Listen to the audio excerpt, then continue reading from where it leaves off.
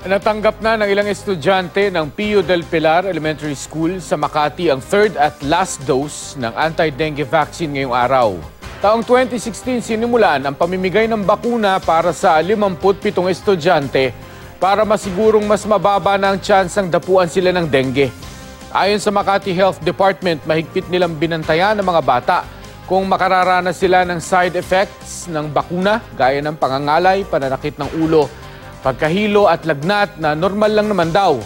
Kabilang daw ang buong NCR sa 3 rehiyon na inuna ng DOH na bigyan ng bakuna dahil sa mataas na kaso ng dengue taon-taon, lalo na kung tag-ulan.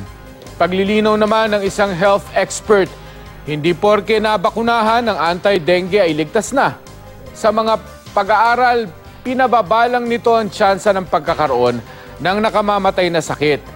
Pero sa bakuna, 90% ang ibinaba ng mortality rate at 80% naman ng hospitalization dahil sa dengue. 60% naman daw ang tuluyang nakaiwas sa dengue dahil sa bakuna.